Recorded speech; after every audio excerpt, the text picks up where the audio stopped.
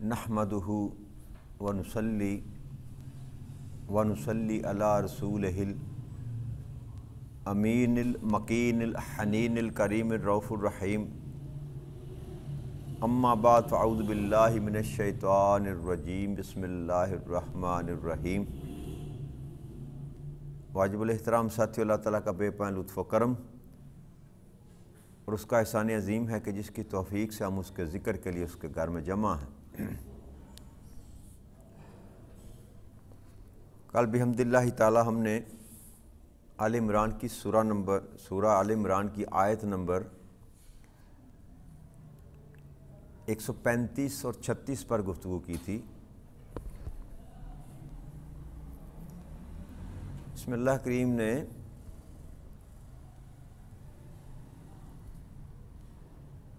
ये ज़िक्र फरमाया था कि ये जो मेरे फर्मा बरदार लोग हैं ये ऐसे हैं, इनसे अगर कोई गलती कोताही गुनाह हो जाए तो ये मेरे ज़िक्र में लग जाते हैं और अपने गुनाहों की मुझसे माफ़ी मांगते हैं, और फिर जो गुनाह कर बैठते हैं उस पर दोबारा इसरार नहीं करते। और यही वो लोग हैं जिनके लिए रब्बे करीम के पास उनकी जज़ा है, और वो जज़ा क्या है? वो मग़फ़िरत है। और उसके बाद जन्नतें हैं जिनके नीचे नहरें रवां हैं और उसमें वो हमेशा रहने वाले हैं। और नेक अमल करने वालों के लिए क्या ही अच्छा सिला है रब्बे करीम के पास।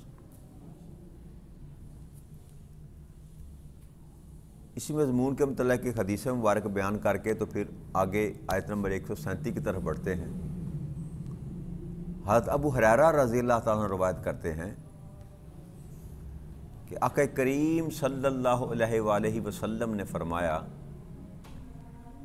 कि जो शख्स अल्लाह पर और उसके रसूल पर ईमान लाए और नमाज पढ़े और रमज़ान के रोज़े रखे तो अल्लाह करीम के ज़िम्मा ये वादा है कि वो उसको जन्नत में दाखिल कर देगा,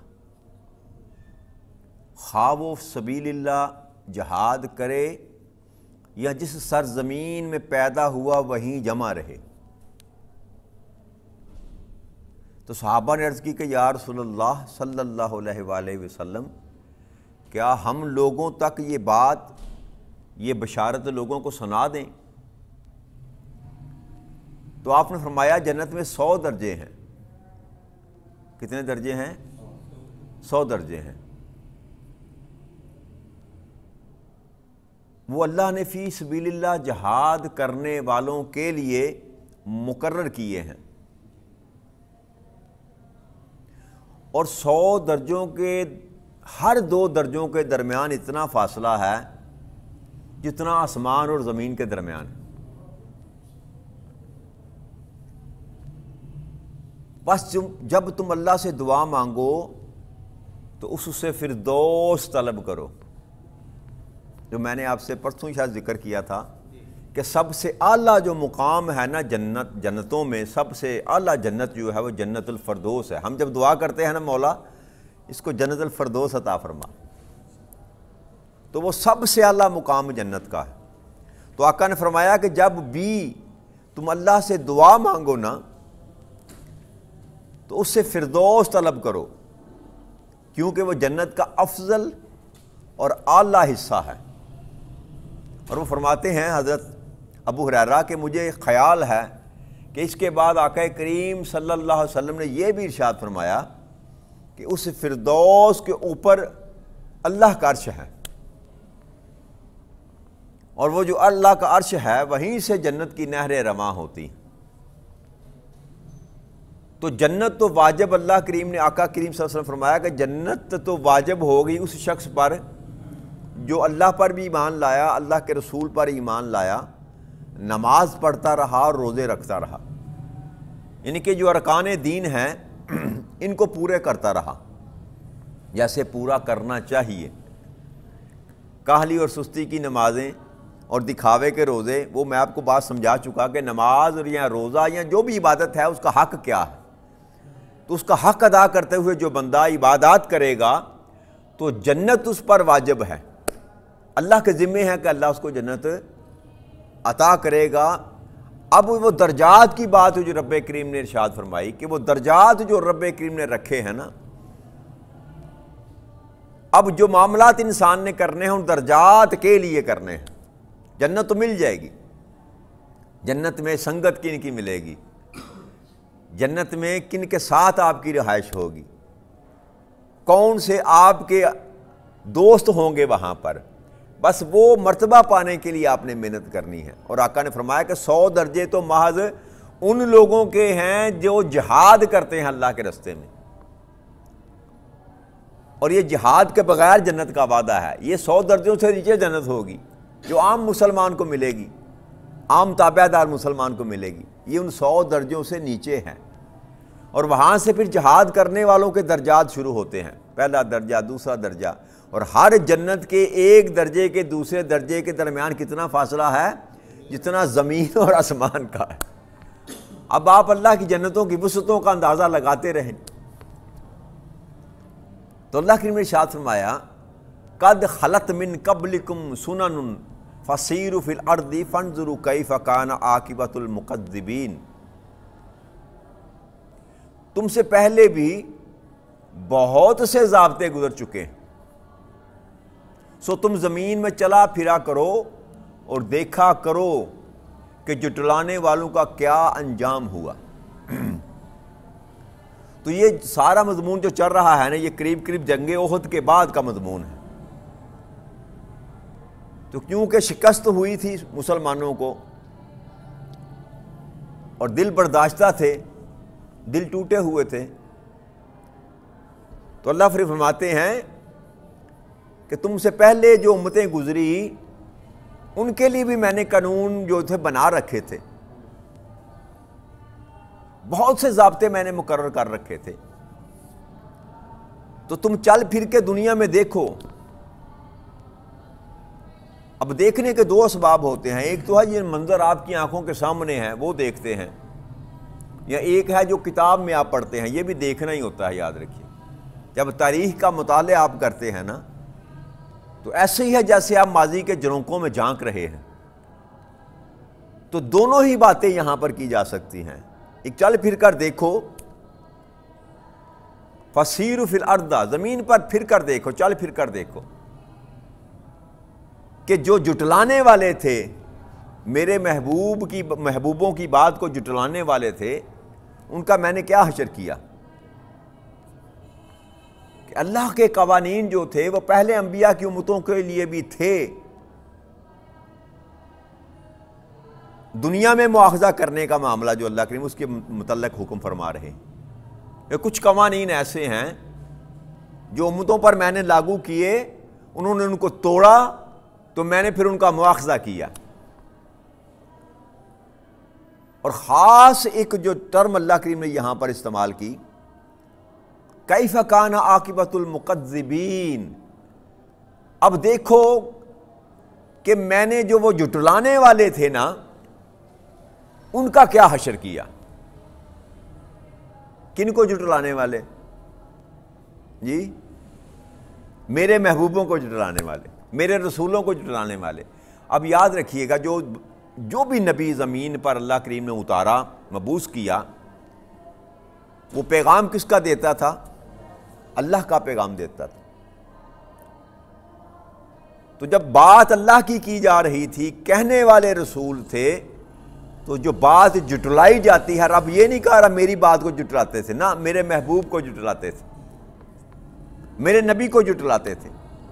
تو جس امت نے بھی، جس قوم نے بھی، جس آل نے بھی، چاہے آل نمرود ہو، آل فرعون ہو، کوئی بھی ہے، جس نے بھی اللہ کے نبی کو جھٹلایا، اللہ کریم نے اس کو فوراً مواخذہ اس کا کیا، اس کو نہیں چھوڑا۔ اس کو پوری تاریخ پڑھ کے دیکھ لیں انبیاء کرام کی، کہ جب ایک خاص مقام پر جا کر وہ قوم پہنچی، کہ جب اصلاح کا کوئی پہلو نہ بچتا ہو تو پھر اللہ کریم نے وہیں پر ان کا فیصلہ کیا اور قوموں کو تباہ و برباد کر دیا۔ اور عرب کی سرزمین پر تو دو قومیں جو آباد تھی وہاں پر، حضرت صالح علیہ السلام کا واقعہ جو وہ بھی سعودی عرب کے اندر جگہ ہے جہاں پر واقعہ پیش آیا، اور اسی طرح سعودیہ کے ساتھ جو علاقہ لگتا ہے جس کو لبنان اردن وغیرہ کہتے ہیں، وہاں پر حضرت لوط علیہ السلام کی قوم۔ تو یہ سارا اللہ کریم کہتا ہے چل پھر کے ذرا دیکھو انہوں نے کہا حشر میں نے کیا کیا، اور آج بھی وہ مقامات موجود ہیں، ان کے آثار پائے جاتے ہیں۔ اور پھر دوسرا یہ کہ رب کریم نے جو قصص بیان فرمایا قرآن کریم میں، جب انسان پڑھتا ہے تو ایسے لگتا ہے جیسے اس کی آنکھوں کے سامنے سارا معاملہ ہو رہا، اور تاریخ کو پڑھیں تو تاریخ میں جب انسان پڑھتا ہے تو ایسے لگتا ہے جیسے واقعہ سارا اس کے سامنے ہو رہا۔ تو واقعات جو ہیں چاہے قرآن کریم میں ہوں، حدیث مبارکہ میں ہوں، تاریخ میں ہوں، اللہ کریم کہتے ہیں کہ ان کو دیکھو تو صحیح نا، کہ ان قوموں کا میں نے کیا حال کیا جو میرے محبوب کو نہ ماننے والے تھے، میرے محبوبوں کی بات کو جھٹلانے والے تھے۔ تو کوئی بات نہیں، وقتی طور پر اگر تم پر انہوں نے غلبہ پا لیا ہے تو اس بات پر پشیمان یا پریشان نہ ہو۔ کیوں؟ کہ میں ہر قوم کو ایک مدت تک مہلت دیتا ہوں۔ اللہ کریم کی یہ سنت ہے، یاد رکھیے گا کہ اللہ کریم فوراً ہی کسی کا مواخذہ نہیں کرتے، جیسے ہی اس نے انکار کیا فوری طور پر اس کو غرق نہیں کر دیتے۔ اللہ کریم ٹائم دیتے ہیں، لمٹ دیتے ہیں، مہلت دیتے ہیں،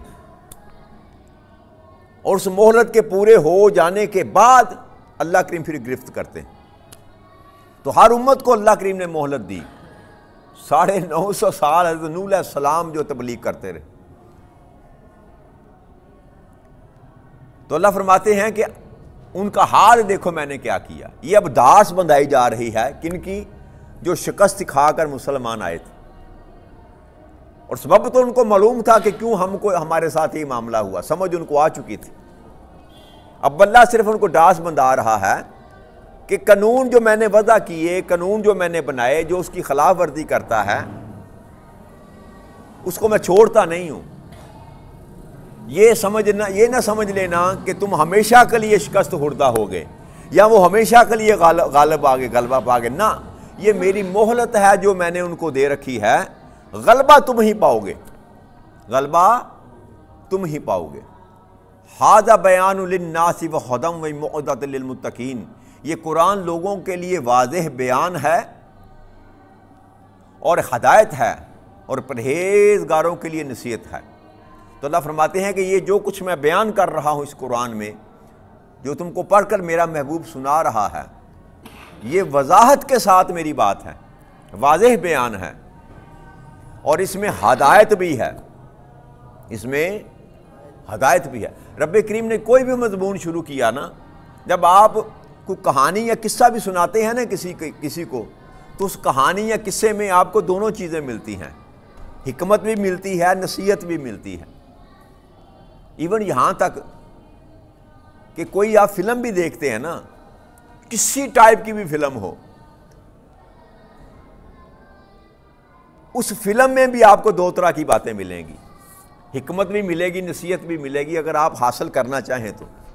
کوئی بھی سٹوری آپ سنتے ہیں، بچپن میں سنیں، بڑے ہو کر سنیں، کوئی فلم کی سٹوری ہو، تو وہ جو چل رہا ہوتا ہے نا، چاہے وہ کس طرح کی بھی سٹوری ہو، اس میں دو چیزیں آپ کو مل سکتی ہیں، حکمت بھی اور نصیحت بھی، اگر آپ حاصل کرنا چاہیں تو۔ کوئی نہ کوئی پہلو ایسا ہوتا ہے، کوئی پیغام ضرور ایسا ہوتا ہے ہر کہانی میں، ہر سٹوری میں، ہر فلم میں، لیکن یہ دیکھنے والے، سوچنے والے کی نظر پر ہے کہ وہ اس سے کیا اڈاپٹ کرتا ہے، کیا لیتا ہے، کیا دیکھتا ہے۔ تو قرآن کا یہ پیغام جو اللہ نے فرمایا اس میں ہدایت ہے، کیا ہے اس میں؟ تو اس میں تو کوئی شک لا ریب فیہ، اس میں تو کوئی شک والی بات ہے ہی نہیں۔ لیکن کن کے لیے ہدایت ہے؟ ھدی للمتقین، اب ہدایت ان کے لیے ہے جو تقوی والے ہیں۔ تو اللہ نے فرمایا کہ بیان بھی وضاحت کے ساتھ میں نے تمہیں دے دیا، بات سمجھا دی تم کو، ادھورا نہیں چھوڑا، ایسے بیان نہیں کیا قرآن کریم کے معاملات کو کہ کسی کو سمجھ آئے کسی کو سمجھ نہ آئے، کھول کھول کر تمہیں بیان کیا ہر بات کو، اور پھر ہدایت بھی تمہیں بتا دی کہ کن کے لیے ہے، اور پھر ساتھ فرمایا پرہیزگاروں کے لیے نصیحت ہے۔ تو ہدایت ہو یا نصیحت ہو، ہدایت ہو یا نصیحت ہو، کن کے لیے ہے؟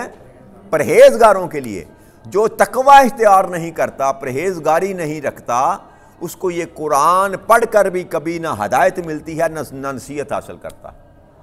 تو ہدایت اور نصیحت حاصل کرنے کے لیے انسان کا متقی ہونا ضروری ہے۔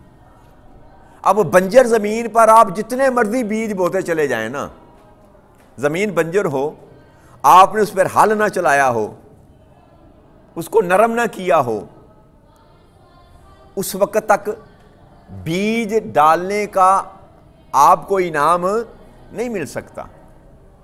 پہلے تیاری کرنی پڑتی ہے، اس سخت بنجر زمین میں ہل چلانا پڑتا ہے، نیچے والی زمین کو نکال کر اوپر کرنا پڑتا ہے، اوپر والی زمین کو نیچے کرنا پڑتا ہے۔ اسی کو انقلاب کہتے ہیں۔ اسی کو انقلاب کا معنی یہ ہے کہ جو اوپر ہے اس کو نیچے کر دیا جائے، جو نیچے ہے اس کو اوپر کر دیا جائے، اس کو انقلاب کہتے ہیں۔ تو جب تک انقلاب نہ ہو اس وقت تک بیج جو ہے وہ پھل اور پھول نہیں لگاتا۔ تو یہ جو ہدایت اور پرہیزگاری ہے نا، یہ حاصل کرنے کے لیے پہلے انسان کو اپنی زندگی میں انقلاب لانا پڑے گا، یکسر اپنی ذات کو تبدیل کرنا، اس کو انقلاب کہتے ہیں۔ کسی بھی حالت کو یکسر تبدیل کرنا، اسی کو انقلاب کہتے ہیں۔ تو جب زمین نیچے سے نرم نکال کر اوپر لے کر آتے ہیں، پھر جب اس میں بیج آپ ڈالتے ہیں، پھر ریاضت کرتے ہیں، پانی ڈالتے ہیں، گوڈی کرتے ہیں، یہ ساری پھر مشقتیں ہیں، ریاضتیں ہیں، اس کے بعد وہ زمین آپ کو پھل بھی دیتی ہے، پھول بھی دیتی ہے۔ تو یہی معاملہ انسان کی اپنی زندگی کا بھی ہے۔ اگر وہ یہ چاہتا ہے کہ ہدایت کا بیج میرے اندر اگے اور اطاعت کے اور فرما برداری کے پھل اور پھول لگیں اور اللہ کی نعمتیں اور رحمتوں کا پھل مجھ کو ملے، تو اس کے لیے سب سے پہلی بات کیا ضروری ہے کہ اس کو اپنی بنجر جو روح کی زمین ہے نا، اس میں ہل چلانا پڑے گا۔ اور ہل کس بات کا چلانا پڑے گا؟ تقوی کا ہل چلانا پڑے گا۔ جب تک انسان اپنی اس بنجر زمین کو ہل سے نرم نہ کرے گا، اپنی زندگی کو بدلے گا نہیں، شیطان کی اطاعت کو چھوڑ کر رب کی راستے کی طرف اپنے آپ کو گامزن نہیں کرے گا، نہ وہ تقوی اختیار کر سکتا ہے، نہ پرہیزگاری اس کو میسر آ سکتی ہے۔ اور اگر تقوی اور پرہیزگاری اس کو میسر نہ آئے گی تو وہ کبھی ہدایت یافتہ نہیں ہو سکتا۔ تو یہ رب کریم کہتا ہے کہ میں کھول کھول کر تم کو بیان کر رہا ہوں کہ رستہ بھی تمہیں بتا دیا، طریقہ بھی تمہیں بتا دیا انسان، اب تیری مرضی پر ڈیپینڈ کرتا ہے کہ تو چاہتا کیا۔ پیغام بھی بھیج دیا، ہدایت نامہ بھی تمہیں بھیج دیا، اب یہ تیری مرضی ہے کہ تم میرے پیغام پر اس ہدایت کو حاصل کرنے کے لیے کوشش کرتا ہے کہ نہیں کرتا۔ بھائی بچے کو آپ اسکول نہ بھیجیں تو کبھی وہ ABC بھی نہیں پڑھ سکتا، کہ پڑھ سکتا ہے؟ یا گھر میں پڑھائیں گے تو تب ہی پڑھے گا نا، کچھ نہ کچھ کاوش، کچھ نہ کچھ محنت تو کرنی پڑتی ہے، تب ہی جا کر انسان کچھ بولنے کے، کچھ سمجھنے کے قابل ہوتا ہے۔ آپ بچہ پیدا ہو نا، صحیح سالم بچہ پیدا ہو تو ان کو گونگوں کے درمیان چھوڑیں، جن کو بولنا نہیں آتا ان بچوں کے درمیان چھوڑیں، 5-10 سال کے بعد وہ بچہ گونگا ہو جائے گا۔ کیوں؟ کہ اس کو بولنا کسی نے سکھلایا ہی نہیں، نہ اس نے کسی کو بولتے ہوئے سنا، نہ اس نے بول کر دیکھا۔ تو یہ جو پروسیس ہے نا، یاد رکھیے گا، اس کے بغیر تبدیلی نہیں آتی۔ آپ کہیں بیٹھے بیٹھے رب کریم مجھ پر کرم کرے اور میں ولی اللہ بن جاؤں، ایسا نہیں ہوتا۔ آپ کو اس پروسیس سے گزرنا پڑتا ہے، محنت کرنی پڑتی ہے، مشقت کرنی پڑتی ہے۔ جیسے دنیا کے معاملات کے لیے ہم محنت کرتے ہیں، مشقت کرتے ہیں، ویسے دین کے معاملے کے لیے بھی محنت اور مشقت کرنی پڑتی ہے، تب جا کر یہ منصب ملتے ہیں۔ یہ بابا فرید ہوں یا داتا علی حجویری ہوں اور خواجہ معین الدین چشتی ہوں، رابعہ بصری ہوں یا ابو علی کلندر ہوں یا ابو علی سینا ہوں، کسی ایک کا بھی نام لے لیں، بغیر مشقت کے وہ کبھی بھی کسی مقام پر پہنچ نہیں۔ ان کی زندگیوں کا مطالعہ کر کے دیکھیں، ساری رات جاگنے والے ایسے ایسے اللہ کے مرد کلندر پیدا ہوئے کہ 40 سال تک انہوں نے عشاء کے وضو سے فجر کی نماز ادا کی، ساری رات جاگنے والے۔ تو تب جا کر جو ہے وہ اللہ کی طرف سے وہ جو ہدایت ہے وہ انسان کو میسر آتی ہے۔ ہم نے تو سمجھ لیا بس یہ ہدی للمتقین، بس پتہ نہیں یہ تقویٰ کیا ہے، 2-4 نمازیں پڑھ لی، 25-30 روزے رکھ لیے، صبح اٹھ کو قرآن پڑھ لیا تو ہم متقی ہو گئے. اس کو تقویٰ نہیں کہتے. تقویٰ ہے کامل فرما برداری، جو مضمون ہمارا چل رہا ہے کہ ہر ایک جہت میں آپ وہ کام کریں جو رب چاہتا ہے اور وہ نہ کریں جو رب نہیں چاہتا. اس کو تقویٰ کہتے ہیں. رک جانا پرہیزگاری.